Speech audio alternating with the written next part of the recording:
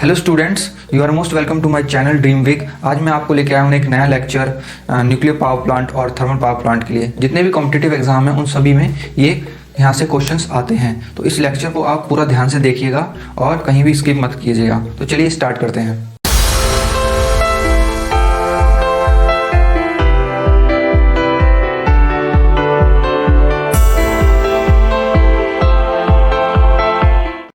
अब जो nuclear power plant होते हैं उनमें होता क्या है, जनरली एक न्यूक्लियर फ्यूल होता है लाइक यूरेनियम 235, यूरेनियम 233, प्लूटोनियम। ये न्यूक्लियर फ्यूल होते हैं जो हाईली एनर्जी डेंसिटी होती है इनमें।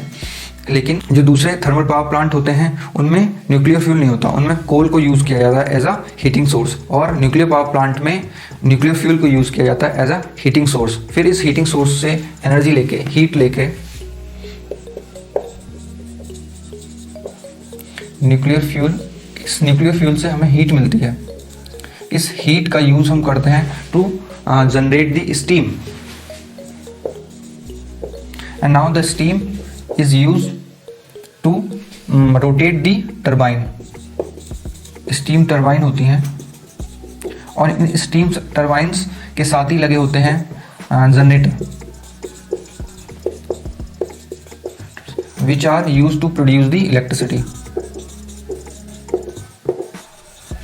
ठीक है, अगर यहाँ पे जो न्यूक्लियर फ्यूल है, न्यूक्लियर फ्यूल की जगह कोल हो तो वो क्या बन जाएगा, वो बन जाएगा थर्मल पावर प्लांट। वहाँ पे भी हीट प्रोड्यूस होगी, उस हीट से स्टीम बनेगी, फिर स्टीम से स्टीम टरबाइन ड्राइव होगी, then generator, then electricity.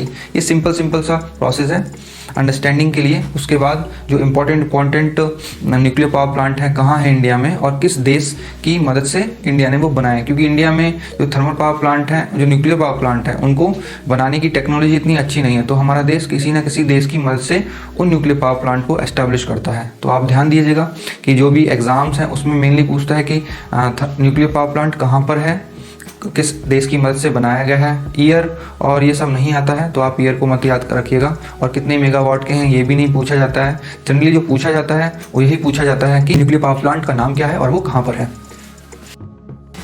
Total installed capacity है इंडिया की, वो है 3.67 लाख मेगावाट। ठीक है, जिसमें जो थर्मल पावर प्लांट होते हैं, थर्मल पावर प्लांट जो होते हैं वो लगभग 62.8% वहाँ से हमारी एनर्जी बनती है। फिर जो हाइड्रो पावर प्लांट होते हैं वो कंट्रीब्यूट करते हैं एटलीस्ट 2.4% को, 12.4% को। उसके बाद जो न्यूक्लियर पावर प्लांट होते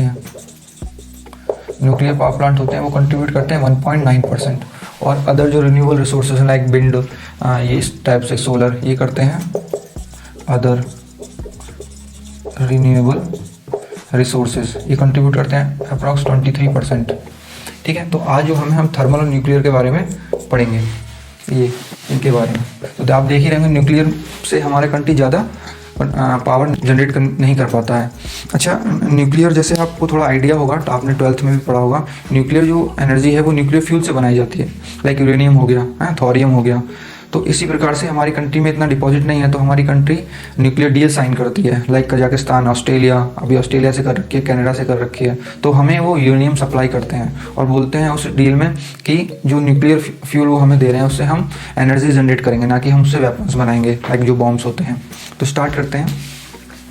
फर्स्ट जो न्यूक्लियर पावर प्लांट है जो इंडिया में एस्टैब्लिश हुआ था वो तारापुर में हुआ था। तारापुर ये कहाँ पे है, महाराष्ट्र में है, महाराष्ट्र। और इसको with the help of USA इसको एस्टैब्लिश किया गया था। नेक्स्ट जो है वो है रावत भाटा, ये है राजस्थान में,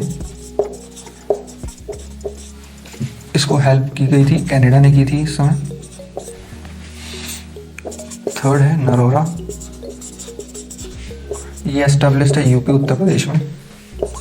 फोर्थ है कायगा, ये है कर्नाटक में। आप याद रख सकते हैं K for Kaiga, K for Karnataka. ठीक है, इस तरीके से आप याद रख सकते हैं। नेक्स्ट इंपॉर्टेंट है कुंडनकुलम न्यूक्लियर पावर प्लांट, ये सिचुएटेड है तमिलनाडु में, तमिलनाडु। इसको एस्टेब्लिश किया गया था with the help of Russia. आपको याद रखना है, पीपल प्रोटेस्ट अगेंस्ट इट, ठीक है। लोगों ने इसका विरोध किया था कि ये ना बनाया जाए, और यही एट प्रेजेंट अभी इंडिया का सबसे बड़ा एटॉमिक पावर प्लांट है। नेक्स्ट इम्पॉर्टेंट है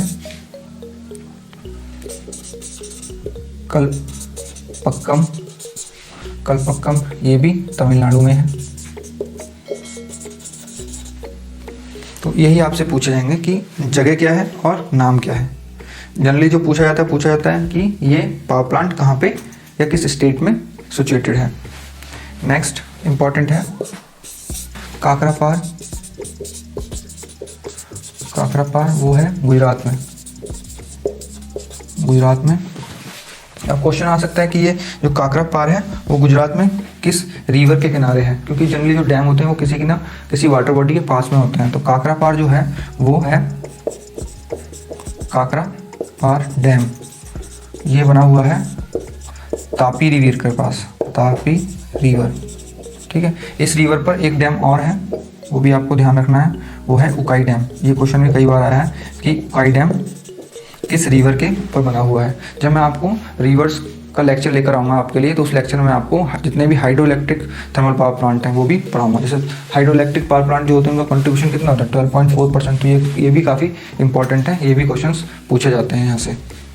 नेक्स्ट इंपॉर्टेंट जो न्यूक्लियर पावर प्लांट है वो है जायतापुर। ये कहाँ पे है? ये रत्नागिरी में है, रत्नागिरी महाराष्ट्र में, ठीक है। इसको किसकी हेल्प से बनाया है? इसको बनाया गया है फ्रांस की हेल्प से। नेक्स्ट इंपॉर्टेंट है कोवड़ा न्यूक्लियर पावर प्लांट है, ये है आंध्र प्रदेश, ठीक है। साथ में आप ये भी याद रखना कि जो यूरेनियम होता है जो इसमें एज अ फ्यूल यूज होता है, उसका कोरे क्या है वो भी पूछ लिया जाता है। तो यूरेनियम का कोरे होता है पिच ब्लेंड, ठीक है, जिसको यूरेनाइट भी कहा जाता है, ठीक है।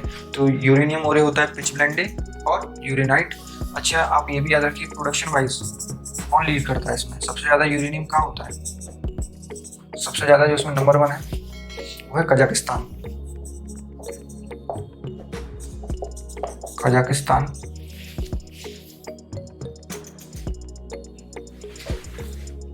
नेक्स्ट है कनाडा,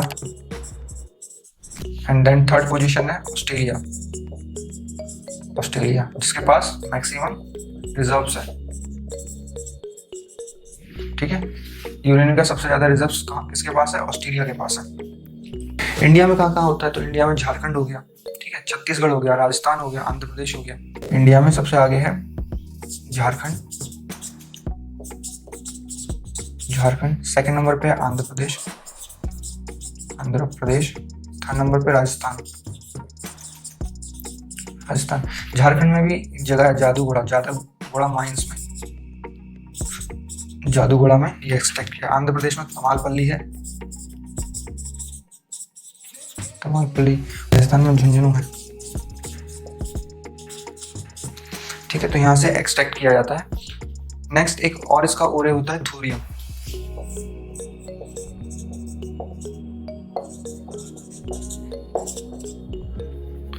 थोरियम ओरे होता है। थोरियम ओरे कहाँ से पाया जाता है? तो ये मोनाजाइट सैंड से निकाला जाता है। मोनाजाइट सैंड ये हमारे पास काफ़ी है, जो केरला का मालाबार कोस्ट एरिया है वहाँ पे बहुत पाई जाती है। मालाबार कोस्ट ऑफ केरला, वहाँ पे काफ़ी है, बट हमारे पास ऐसी टेक्नोलॉजी नहीं है कि हम यहाँ से थोरियम को एक्सट्रैक्ट कर सकें। यूएस हो गया जो उस कंट्री के पास है, लेकिन हमारे पास ये नहीं है। स्टूडेंट्स, अब हम देखते हैं थर्मल पावर प्लांट। तो पहला देखिए जो इम्पोर्टेंट है तलचर थर्मल पावर प्लांट या स्टेशन भी कह सकते हैं। ये है उड़ीसा में सिचुएटेड, ठीक है। ये आप देखिए थर्मल पावर प्लांट। नेक्स्ट है Bakreshwar, Bakreshwar thermal power plant. ये है वेस्ट बंगाल में, वेस्ट बंगाल, ठीक है, याद रखिएगा। नेक्स्ट इंपॉर्टेंट है गिरल, गिरल लिग्नाइट, गिरल लिग्नाइट प्रोजेक्ट। ये है राजस्थान में। नेक्स्ट इंपॉर्टेंट है परीक्षा, परीक्षा, परीक्षा है यूपी में। और नेक्स्ट है ओबरा, ओबरा पावर प्लांट, ये भी यूपी में है। तो आप याद रखिएगा परीक्षा और ओबरा पावर प्लांट कहाँ है, यूपी में, ठीक है। ये परीक्षा आ भी चुका है कई बार एग्जाम्स में। नेक्स्ट इंपॉर्टेंट है सूरतगढ़, सूरतगढ़ पावर प्लांट, ये है राजस्थान में। कोबरा प्रोजेक्ट्स, कोबरा प्रोजेक्ट, ये है छत्तीसगढ़ में, छत्तीसगढ़, ठीक है। इसको भी आप स्टार लगाइए, कई बार रिपीटेड क्वेश्चन आया हुआ है इससे। नेक्स्ट इंपॉर्टेंट है धोवारम, धोवारम पावर प्रोजेक्ट, ये है गुजरात में। नेक्स्ट इंपॉर्टेंट है खावास, खावास पावर स्टेशन, ये है गुजरात में। और गुजरात में भी सूरत डिस्ट्रिक्ट में है, सूरत डिस्ट्रिक्ट।